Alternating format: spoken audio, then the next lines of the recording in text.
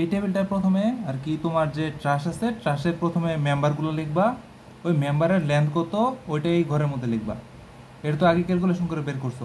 তারপরে তুমি যে ডেড লোড আর লাইভ লোডের জন্য যে ফোর্সটা ক্যালকুলেট করছিলে এই বারের জন্য, ফোর্সের যে মানটা আসছিল এটা এখানে বসাইবা। আর ওয়াইন্ডের ক্ষেত্রে লেফট থেকে রাইটের ক্ষেত্রে যে সলভ করছিল ট্রাশ, ওই মানটা এখানে বসাইবা। এই এই বারের জন্য যে মানটা পাইছিল ওইটা এখানে বসাইবা। আবার রাইট টু লেফটের জন্য যে মানটা পাইছিল এটা এখানে বসাইবা এই বারের ক্ষেত্রে।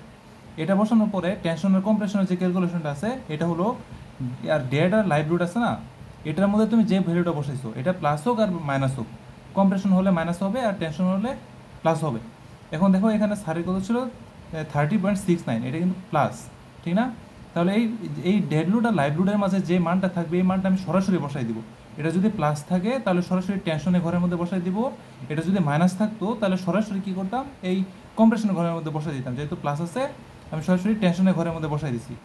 তারপরে আমার এই দুইটার কাজ, এই দুইটার মধ্যে সবচেয়ে বড় যেটা আছে এটা আমার বের করতে হবে। এটার মধ্যে 90 হচ্ছে সবচেয়ে বড়, -90.93। এখন এইটা থেকে কি করব, এটা বাদ দিব। এটা যেহেতু প্লাস আছে, এই প্লাস এটা যদি মাইনাস আছে যদি বিয়োগ করো তাহলে দেখো কত হয়, -60.24।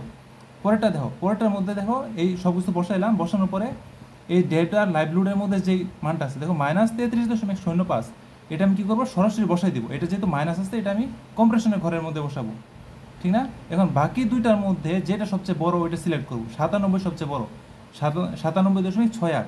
এখন কী করবো 97.68 থেকে এটা বাদ দিব। এটা বাদ দিলে যা হয় এটা আমি এই ঘরের মধ্যে বসাই দিব। এইভাবে আর কি মেনলি সব calculation, top code, bottom code আর ডায়াগোনাল